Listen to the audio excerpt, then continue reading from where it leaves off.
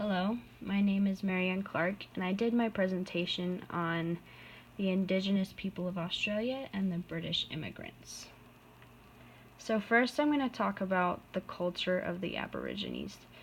They lived in a patriarchal society, which means that mostly the men took care of all the political issues, but they also lived in bands, and from my studies in anthropology, I've learned that bands usually practice egalitarianism, which is where everyone's on an equal basis pretty much.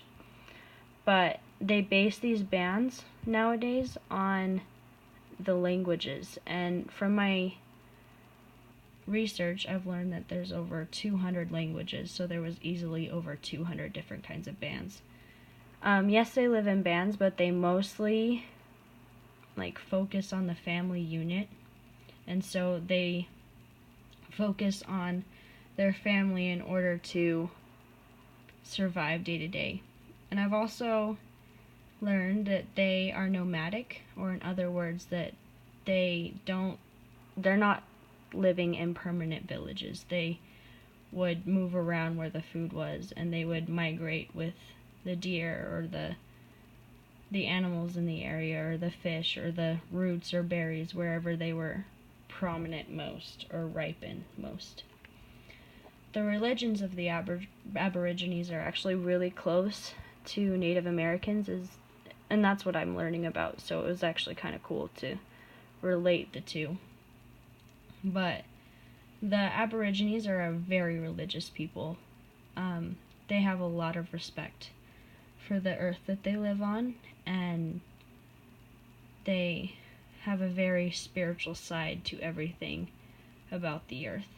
They believe in reincarnation, which is where when you die or an ancestor dies, you or them come back as a plant or a tree or an animal, and so when they have to use that plant or tree, they have a lot of respect for it, and so because it is literally their ancestor, and so they have a lot of respect for the land that they live on, and I think that's very admirable.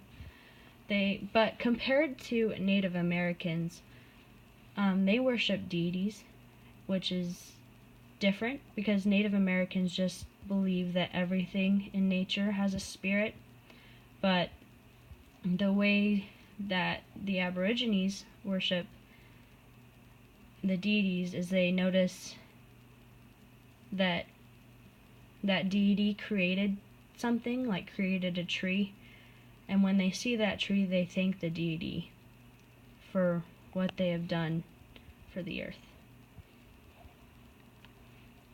So, the British invasion, and no, I'm not talking about like the Beatles, okay? But Captain James Cook first discovered Australia in the 1700s, and that is about when the Europeans started to settle in the continent. And because of this, it pushed many of the Aborigines out of their land. And it's really hard because if you get pushed out of a land where you have been surviving and you know exactly when you need to go get deer or exactly where you need to go get a certain route, like it's hard to try and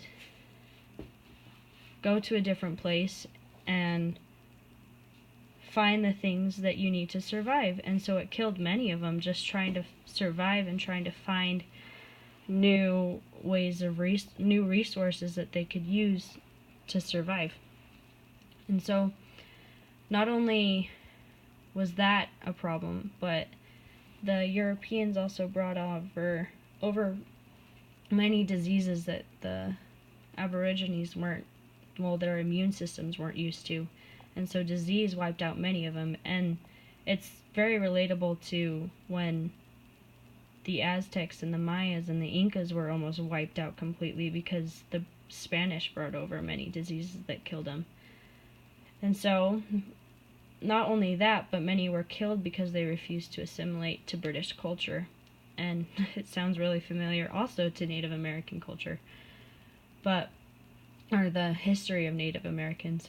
But the rest of them were forced onto Australian reserves, and the government took away all the land that the Aborigines had. So the conflict about it today is that the Native Americans weren't given, the Aborigines were not given any native rights as far as voting or being considered even a citizen up until the 20th century. Like the 1960s to the 1990s is when they started actually gaining any rights. And they weren't actually being shown any mercy for the injustice that happened until the 2000s. And now the Australian government is trying to make up for the all that has happened to them, but you can't just give somebody their land back, especially now that we have cities built, and you can't kick everybody else out of Australia just for the Aborigines to have the whole continent again. We have too much.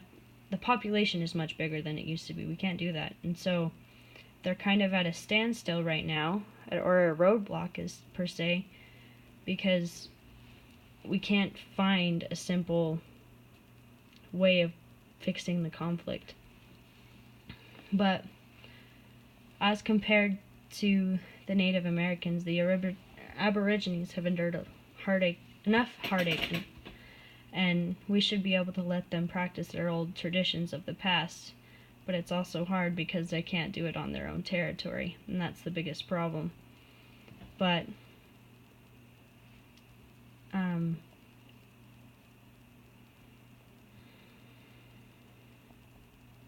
the Aborigines are doing better now that they have rights, and now that they are able to speak for themselves and fend for themselves and tell what is right and what is wrong, and so hopefully things will just get better from here. But anyway, thank you for watching my presentation.